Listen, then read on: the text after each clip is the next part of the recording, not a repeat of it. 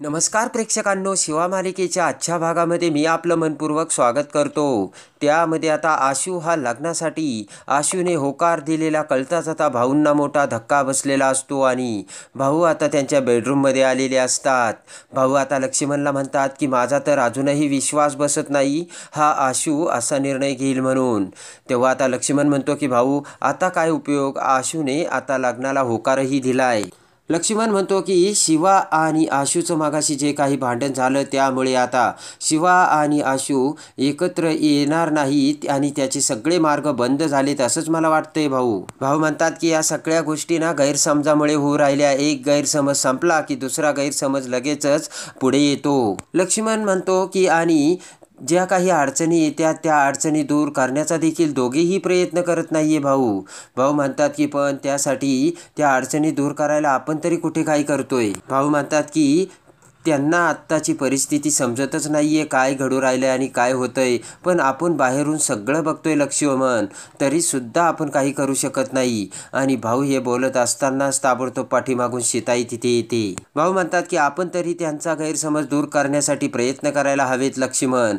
आणि तेवढ्यात ते ऐकून सीताई म्हणते की कसला गैरसमज आणि कोणता गैरसमज। सीताई म्हणते की त्या दोघांचे जे नाते आहे ना त्यांच्याबद्दल तुमचेच गैरसमज झाले, ते गैरसमज अगोदर दूर करा। सीताई म्हणते की मी अजूनही तुम्हाला सांगते, शिवा आणि आशू दोघे एकमेकांसाठी बनलेलेच नव्हते आणि मला तर वाटलं होतं की आता आशूने हा निर्णय दिला तेव्हा त्या निर्णयामध्ये तुम्ही आनंदाने सहभागी होताल, पण तुमचं तर इकडे वेगळंच चाललंय असे आता सीताई भाऊंना बोलते। भाऊ म्हणतात की नाही नाही सीताई, मी कसा या आनंदात सहभागी होऊ। सीताई म्हणते की कसं नाही होता लावो, आता त्या शिवाचं सगळं सत्यही सगळ्यांच्या समोर आलंय आणि आशूने देखील आता नेहाच्या लग्नाला होकार दिला, मग आता तुम्हाला आनंदात सहभागी होण्यासाठी अजून काय पाहिजे। सीताई म्हणते की मला वाटतं तुम्हाला लेकाचा काही आनंदच महत्त्वाचा नाही आणि त्यापेक्षा शिवा कशी बरोबर आहे ना हेच तुम्हाला जास्त महत्त्वाचं वाटतंय। सीताई म्हणते की हे फक्त तुम्ही स्वतःचा हट्ट पूर्ण करण्यासाठी करताय बरोबर ना। भाऊ म्हणतात काय बोलताय सीताई, आणि आता सीताई म्हणते की मी तर तुमचं काहीच ऐकणार नाही, तुम्ही आता मला शपथच द्या। तेवढ्यात आता भाऊ म्हणतात की सीता, मी तुझं बोलणं समजून घेण्याचा प्रयत्न करतोय ना, मग मला अशी शपथ वगैरे घालू नकोस। सीताई तर काही ऐकायला आता तयारच नसते। सीताई म्हणते की आशू आता स्वतःहून या लग्नाला तयार झाला ना तेव्हा भाऊ तुम्हाला तर शपथ द्यावीच लागेल। पटकन आता सीताई भाऊंचा हात तिच्या डोक्यावर हात ठेवते आणि म्हणते की घ्या शपथ, तुम्ही आता आशू आणि शिवाच्या नात्यामध्ये कुठलीही मध्यस्थी करणार नाही म्हणून। आणि आता भाऊंचा हात आता सीताईच्या डोक्यावरती असतो। इकडे आता सगळ्या जणांनी आशूच्या साखरपुड्याची तयारी केलेली असते, सगळं काही सजवलेलं असतं घरदार आणि ते सजावट बघून आता सुहास आणि कीर्ती खूप खुश होतात। दोघांनीही नवीन कपडे घातलेले असतात आणि त्या लुकमध्ये सुहास म्हणतो की कीर्ती तू खूप सुंदर दिसतेस आणि असं वाटतंय की आपण पुन्हा लग्न करूयात। कीर्ती म्हणते की मला ती चूक पुन्हा नाही करायची। तेवढ्यात सुहास म्हणतो की काय, आणि कीर्ती बाजूला निघून जाते। पटकन आता सीताई तिथे येते, गुरुजी सुद्धा तिथे आलेले असतात आणि आता सीताई कीर्तीकडे बघत म्हणते की अरे वा कीर्ती तू किती सुंदर दिसतेस। गुरुजीने आता यथासांग पूजा मांडलेली असते खुश होऊन। आता आशू देखील तिथे येतो। सीताई कीर्ती म्हणतात की अरे वा नवरदेव किती सुंदर दिसतो, आणि पटकन कीर्ती आता भाऊ लक्ष्मण सगळ्यांना हाक मारते। संपदा लक्ष्मण भाऊ तिथे येतात तर तेवढ्यात गुरुजी म्हणतात की हे बघा आता या लग्नाचा ही पूजा म्हणजे एक सुरुवातीला श्री गणेश आहे। त्यानंतर गुरुजी म्हणतात की आपण या पूजेची सुरुवात भाऊंपासून करूयात आणि पटकन भाऊ पुढे येतात तर डोक्यावर टोपी घालून भाऊ आता शेजारीच असलेलं रोपटं आता कुंडीमध्ये लावतात आणि ते रोपटं लावून आता सगळेजण आता त्या रोपाची पूजा करतात। आता भाऊ पाठोपाठ सीताई सुद्धा पूजा करते आणि त्यानंतर आशू हा पूजेसाठी बसतो। त्यानंतर आता सगळी पूजा होते तर कीर्ती म्हणते की हे बघा आता पूजा ही यथासांग पार पडली, आपण सगळ्यांचा एक फोटो काढूयात। संपदा म्हणते की नको मी नाही, तू काढ कीर्ती फोटो। कीर्ती म्हणते संपदा असं काय करतेस, काढ ना फोटो। पटकन आता मोबाईल घेऊन नाविलाजाने सगळ्यांचा आता संपदा सेल्फी काढते। इकडे आता गॅरेजमध्ये शिवा ही चहा पित असते तर तेवढ्यात पळत पळत पाना गँग तिथे येते आणि आता पाना गँग म्हणते की अगं शिवा तू इथे काय एवढी रिलॅक्स बसली, तिकडे मेहंदीसुद्धा सुरू झाली। शिवा आता आरामात चहा पित असते। स्टेफनी म्हणतो की आशूचं लग्न ठरलं आणि मेहंदी सुरू झाली तरी तू अशीच गप्प राहणार आहेस का शिवा। आणि लगेचच आता पाना गँग म्हणते की म्हणजे तू शिवा हार मानलीस तर। तेव्हा यावरती शिवा म्हणते की मी कधीच हारणार नाही, कारण मला माझ्या प्रेमावरती पूर्ण विश्वास आहे. माझं प्रेमही जिंकणार आहे आणि लग्नही होणार नाही. बघा तुम्ही, एवढा मला विश्वास आहे.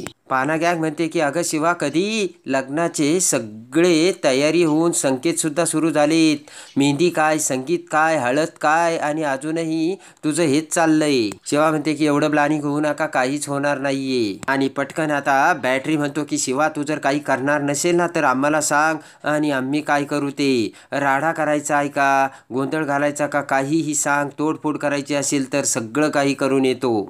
शिवा म्हणते की थांबा, मी सांगते काय करायचं ते. तर पाना गँग म्हणते सांग पटकन. तेव्हा आता शिवा तिचा प्लान सगळ्या पाना गँगला समजावून सांगते. आणि आता इकडे मेहंदीचा सुद्धा कार्यक्रम चालू झालेला असतो आणि आता नेहाच्या हातावर मुली मेहंदी काढायला लागतात. सगळी व्यवस्था आता सीताई बघत असते. पटकन नेहाकडे येत हसत सीताई म्हणते काय ग नेहा, कसं वाटतंय आत्ता, आणि छानशी मेहंदी काढून घे बरं का हातावर. मुलींनो, तिच्या हातावर व्यवस्थित मेहंदी काढा, असे म्हणत आता सीताई सगळी काही व्यवस्था बघत असते. तेवढ्यात फोनवर बोलत बोलत आता सुहास तिथे येतो. पटकन आता सीताई सुहासला म्हणते की अरे कीर्ती कुठे आहे. तेव्हा आता सुहास म्हणतो की कीर्ती कुठे तेच काही कळत नाहीये. सुहासही आता घाईत असतो. कीर्ती असेल इथेच कुठेतरी, मी बघतो, असे म्हणत सुहास पुढे जातो. आणि तेवढ्यात कीर्ती आता पाठीमागून नाश्ता घेऊन तिथे येते आणि पटकन सुहास आता कीर्तीला बघतो आणि नाश्त्याचा एक घास आता पटकन सुहास हा कीर्तीच्या तोंडात घालतो आणि निघून जातो. सुहास म्हणतो की बघ किती सुंदर दिसतेस कीर्ती तू. तेव्हा कीर्ती खुश होते आणि सीताईला म्हणते की बघितलं का, सगळ्यांना किती खूप आनंद झालाय आणि किती आनंदात सुहास सगळं काही करतोय.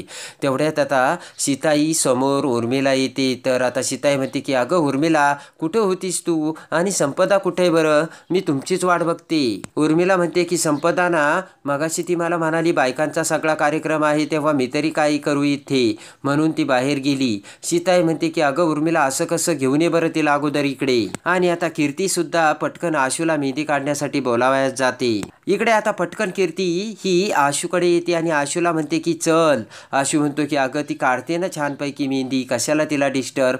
तेव्हा आता कीर्ती म्हणते की हे बघ, आता पुढचं सगळं आयुष्य आशू तुला नेहासोबत काढायचंय, असा लांब लांब राहू नकोस. आणि हाताला धरून कीर्ती आता आशूला नेहाकडे घेऊन येते.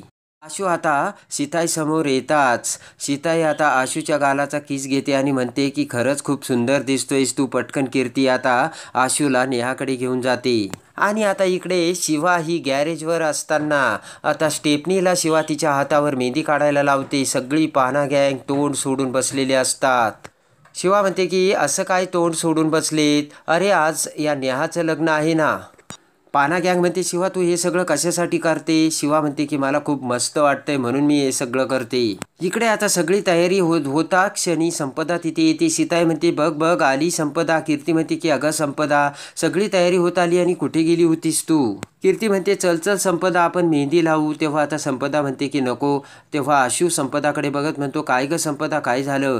संपदा म्हणते की काही नाही रे. तेव्हा आता सीताई म्हणते संपदा, हे बघ घरामध्ये शुभ कार्य आहे ना, असं बारीक चेहरा करून का बसतेस. सीताई म्हणते की इथून पुढे आपण आता आपल्या घरात नवीन सून येणार आहेत ना, त्याचा आनंद साजरा करायला पाहिजे. सीताई म्हणते की आता कोणी वातावरण खराब करायचं नाही बरं का. कीर्ती आता सीताईला समजावते आणि म्हणते आई तू आता काही काळजीच करू नकोस, कोणीच वातावरण खराब करणार नाही. कीर्ती म्हणते की असं कसं, आम्ही आनंदातच असणार आहोत कारण आमच्या भावाचं लग्न आहे. पटकन आता सीताई ही उर्मिलाला आशूच्या हातावर मेहंदी काढावयास सांगते. आणि त्यानंतर पटकन कीर्ती तिच्या मोबाईलमध्ये आता मेहंदीचे गाणे लावते आणि संपदाला घेऊन कीर्ती आणि आता संपदा डान्स करू लागतात. कीर्ती तर एकदम खुश झालेली असते. इकडे आता नेहाच्या हातावर आणि आशूच्या हातावर मेहंदी काढण्याचा कार्यक्रम चालू असतो. आशू आता मस्तपैकी कीर्तीचा डान्स बघत असतो आणि आता सीताई आणि नेहाची आई सुद्धा डान्स करू लागतात. सगळेजण खूप आनंदी झालेले असतात. आणि आता इकडे आशू सुद्धा खूप खुश झालेला असतो. पटकन आता सीताई ही नेहाच्या आईला मिठी मारते आणि सगळ्यांना आता खूप आनंद झालेला असतो. इकडे मात्र गॅरेजवर पाना गँग आणि शिवा सगळ्यांना आता मोठा धक्का बसलेला असतो. सगळी पाना गँग आता मानाखाली घालून उदास चेहरे करून बसलेले असतात. त्यांच्याकडे बघून शिवा म्हणते की तुम्ही आता छानपैकी असा बरं, असे तोंड पाडून बसू नका. तेवढ्यात आता दिव्या तिथे येते आणि शिवाच्या हातावरची मेहंदी बघून दिव्या म्हणते की अगं शिवा काय करतेस. शिवा म्हणते की अगं मेहंदी काढते. तेव्हा आता दिव्या मोठमोठ्याने हसू लागते आणि म्हणते की अगं आशूच्या लग्नाची मेहंदी तू तुझ्या हातावर इकडे काढतेस. अगं तुला वेडबीड लागलं की काय शिवा. पाना गँग दिव्याला म्हणते की हे बघ हसू नकोस बरं का तू. दिव्या म्हणते की हसू नाही तर काय करू. अगं शिवा तुझं ज्याच्यावर प्रेम होतं ज्याच्यासोबत तुझं लग्न झालं होतं तोच आशू दुसऱ्या मुलीसोबत लग्न करतोय आणि तू तर त्यांच्या नावाची मेहंदी तुझ्या इकडे हातावर काढते. मग हसू नाही तर काय करू. आणि तेवढ्यात आता ते ऐकून चंदन दिव्याला म्हणतो की दिव्या हे बघ तू शांत बस बर का. दिव्या म्हणते मी शांत बसून काय होणार आहे. त्याने थोडीच परिस्थिती बदलणार आहे का. इकडे आता शिवा म्हणते की माझा अजूनही विश्वास थोडा सुद्धा कमी झालेला नाही. मला पूर्ण भरोसा आहे. शिवा आता स्टेपनीला म्हणते की अरे नाव तर लिहायचं राहिलं. पटकन तू माझ्या हातावर छकुला नावली मस्तपैकी. ते ऐकून आता दिव्या अजूनच हसू लागते. तेव्हा आता दिव्या हसत असल्याची बघून चंदन दिव्याकडे बघतो आणि विचार करतो की आता खरं काय आहे ना हे सत्य शोधून काढायचं म्हणजे काढायचंच. इकडे आता कीर्ती डान्स करत असते तर संपदा थांबल्याचे बघून कीर्ती म्हणते की अगं असं काय करते संपदा चल ना. तेव्हा आता संपदा म्हणते की नाही नाही मी थकले आता. सीताई पुढे येत म्हणते संपदा असं काय करतेस ग. तेव्हा आता संपदा म्हणते की ॲक्च्युली ना माझ्या डोक्यात एक आयडिया आली. आपण एक गेम खेळूयात ना. ते ऐकून सीताई खुश होते आणि म्हणते की आत्ता मला बरं वाटलं आणि आत्ता माझी संपदा परत आली. आणि एवढ्यात आता संपदा म्हणते की असं काय करते. अगं ताई तू फक्त मलाच धरतेस. अगं पण लग्नात आपले भाऊ आहेत दादा आहेत ते कुठे आलेत. तर तेवढ्यात कीर्ती म्हणते की ते बघ ते आले. पटकन आता भाऊ आणि लक्ष्मण तिथे सोप्यावर बसतात. तेव्हा आता संपदा म्हणते की भाऊ आता कसं आहे ना आपण एक गेम खेळूयात. तेव्हा आता आशू म्हणतो की कशाला गेम. संपदा म्हणते की नाही बरं का माझ्या ढम्मूचं लग्न आहे ना आता आपण गेम खेळणार आहोत. पटकन आता संपदा ही आशू आणि नेहाला समोर बोलावते. तेव्हा आता संपदा दोघांनाही सांगते की हे बघा मी आता तुम्हा दोघांना काही प्रश्न विचारणार आहे आणि त्या प्रश्नांची दोघांनीही बरोबर उत्तरे द्यायची. कळलं का तुम्हाला. तेव्हा आता आशू आणि नेहा तिथे बसलेले असतात. ते ऐकून आता कीर्ती विचार करते की आशू अजून भूतकाळात तर अडकला नसेल ना आणि प्रश्न विचारताच उत्तर द्यायला तो काही वेळ लावेल का असे विचार आता कीर्तीच्या मनात येऊ लागतात. इकडे तेवढ्यात संपदा म्हणते की डब्बू आपण तुझ्यापासूनच सुरू करूयात बरं का. तर आता आशू म्हणतो की हो विचार संपदा. पहिला प्रश्न आता संपदा विचारते आशू सांग ना मला नेहाचा आवडता रंग कोणता. तेवढ्यात आता आशू म्हणतो की निळा. संपदा म्हणते की बरोबर आहे का नेहा. नेहा म्हणते की नाही चुकलं माझा आवडता रंग काळा आहे. त्यानंतर आता संपदा म्हणते काही प्रॉब्लेम नाही दुसरा प्रश्न विचारते मी. आणि नेहाची आवडती जागा. तेवढ्यात आता आशू म्हणतो की लोणावळा. तर आता नेहा म्हणते की नाही मला माथेरान आवडतं. त्यानंतर आता संपदा म्हणते की कोई बात नाही आपण आता नेहाला प्रश्न विचारूयात. आणि नेहा मला सांग बरं डब्बूला खायला काय आवडतं. तेवढ्यात आता आशूच्या तोंडासमोर न्यूडल्स येतात. प्रेमाने शिवाने आता आशूसाठी सीताईने सांगितल्यामुळे आवडीचा पदार्थ म्हणजे न्यूडल्स बनवलेले असतात. तेव्हा आता सीताई म्हणते की अगं शिवा हे काय बनवलंस तू. तेव्हा आता शिवा म्हणते की तुम्ही सांगितलं होतं ना की आशूच्या आवडीचं बनव म्हणून मी न्यूडल्स बनवले. हे सगळं आता आशूच्या डोळ्यासमोर येते. नेहा म्हणते की मला वाटतं त्याला लाडू आवडतात. संपदा म्हणते की अजिबात नाही डम्मूला ना न्यूडल्स आवडतात. संपदा म्हणते की बरं आता पुढच्या प्रश्नाचं उत्तर दे ना. नेहा डम्मूचा आवडता प्राणी कोणता. नेहा म्हणते की कुत्रा. संपदा म्हणते चुकलं त्याला मांजर आवडते. तेवढ्यात आता कीर्ती म्हणते की हे संपदा काय चाललंय तुझं. कीर्ती म्हणते की हे असं लगेच थोडेच दोघं एकमेकांना ओळखणार आहेत का. त्यासाठी त्यांना वेळ लागेल आणि वेळ जाऊ द्यावा लागेल. त्यानंतर संपदा म्हणते की अगं नेहा आता मी तुला एकदम सोपा प्रश्न विचारते डब्बूचा आवडता रंग कोणता सांग बरं. नेहा म्हणते चॉकलेटी. संपदा म्हणते की हे चुकलं बरं का. आशू म्हणतो की हे बघ मला काय चॉकलेटी रंग वगैरे आवडत नाही बरं का. आणि माझ्याकडे बघून तरी तुला वाटतं का मला तो रंग आवडत असेल म्हणून. नेहा पटकन म्हणते की ॲक्च्युली ना आम्ही दोघे एकमेकांना काही दिवसापासूनच ओळखतो तेव्हा मला अजून काही माहिती नाही. नेहाची आई म्हणते की अगं तू काही काळजी करू नको तुमचं लग्न झालं ना मग तुम्ही दोघं एकमेकांना चांगले ओळखायला लागतील. नेहाची म्हणते काय गं सीताई बरोबर आहे ना. सीताई म्हणते अगदी बरोबर. आणि हळूहळू दोघांनीही एकमेकांना जाणून घेण्यामध्ये सुद्धा खूप मजा असते बरं का. ते ऐकून आता नेहाचा चेहरा पडलेला असतो. तर इकडे आशू विचार करतो की अरे यार, मला सुद्धा नेहाबद्दल खरंच काही माहिती नाहीये. इकडे आता शिवाने तिच्या हातावरती मेहंदी काढलेली असते आणि घरात येऊन शिवा आता एकटक नजरेने त्या मेहंदीकडे बघत असते आणि आता शिवाने तिच्या हातावर छकुला असे नाव लिहिलेले असते.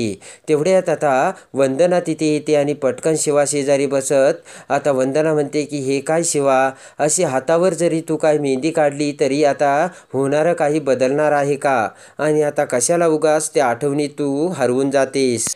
वंदनाचे ते बोलणे ऐकताच आता शिवा ही वंदनाकडे बघू लागते. शिवा म्हणते की हे बघ आई, माझा प्रेमावरती अजूनही विश्वास आहे आणि मला वाटते अजूनही सगळं काही नीट होईल. तेव्हा आता वंदना म्हणते की हे बघ शिवा, हे सांगून तू आम्हाला कशी फसवू शकतेस, आम्हाला तर समजावून सांगते पण स्वतःच्या मनाला काय. वंदना म्हणते की तू असं बोलून स्वतःच्या मनाची समजूत घालू शकतेस, पण हातावर हात ठेवून असं बोलण्यात काय अर्थ आहे, आणि असा विचार करून देखील तू आणि आशू एकत्र येणार आहेत का शिवा. तेव्हा आता वंदना म्हणते की इथे आता हातावर हात बसून विचार करून काहीच होणार नाही, त्यासाठी तुला शिवानी काहीतरी करायला हवं. शिवा म्हणते की हे बघ आई, आशूचं देखील माझ्यावर प्रेम आहे आणि माझं देखील आशूचं. पण वंदना म्हणते की त्याने या लग्नाला होकार दिला ना शिवानी. शिवा म्हणते की पण लग्न झालंय का आई, अजून लग्न झालेलं नाहीये. वंदना म्हणते की असं काय करते शिवानी, अगं पत्रिका आता वाटून सुद्धा झाल्यात आणि लग्नाला आता कितीसा वेळ लागणार आहे. शिवा म्हणते की हे बघ, आशूला वेळ द्यायला हवा आई, आणि त्याला सुद्धा त्याच्या प्रेमाची जाणीव होण्यासाठी वेळ मिळायलाच हवा ना. तेव्हा आता वंदना विचार करत म्हणते की शिवानी, असं करून त्याला कधीही तुझ्या प्रेमाची जाणीव होणार नाहीये, आणि असा विचार करून ना शिवानी तू खूप मूर्खपणा करते. आता शिवा म्हणते की आई तू काही काळजी करू नकोस, आशूचं माझ्यावरती भरपूर प्रेम आहे आणि मला सुद्धा त्याच्यावर पूर्ण विश्वास आहे, तेव्हा सगळं काही व्यवस्थित होईल. तेव्हा आता वंदना शिवाकडे बघते आणि विचार करत म्हणते की अगं शिवानी, तू कसला विचार करते आणि कोणता विचार करते, तू जसा विचार करतेस ना तसं आता जग साधंसुद्धा राहिलेलं नाहीये. वंदना म्हणते की क्षणाक्षणाला जग बदलतंय आणि गोष्टीसुद्धा क्षणाक्षणाला बदलतात. त्यानंतर आता वंदनाला खूप वाईट वाटत असतं. वंदना आता पुन्हा शिवाकडे बघते आणि म्हणते की शिवानी, एकाच विश्वासाने तू तुझा सगळं जग पणाला लावून तुझ्या आणि आशूच्या नात्याला तू पणाला लावायला निघालीस. वंदना म्हणते की शिवा, मी तुला कसं समजावू, अगं मला तुझी खूप काळजी वाटते.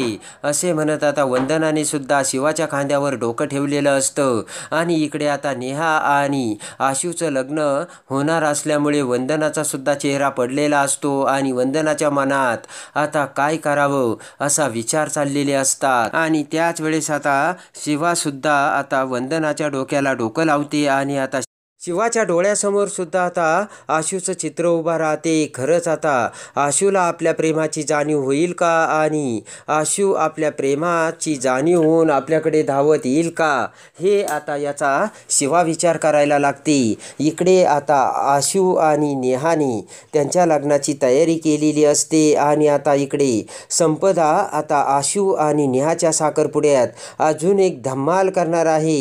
त्यामध्ये आता संगीताच्या कार्यक्रमामध्ये चक्क शिवाच्या लूकमध्ये संपदा डान्स करून कशी आशूसमोर येते आणि आशूला शिवाच्या प्रेमाची जाणीव करून देऊन आता आशू हा पुन्हा लग्न मोडून कसा शिवाकडे येतो हे बघण्यासाठी आणि शिवा मालिकेच्या डेली अपडेटसाठी बेल नोटिफिकेशनवर क्लिक करून आपल्या चॅनलला लाईक करा, सबस्क्राईब करा.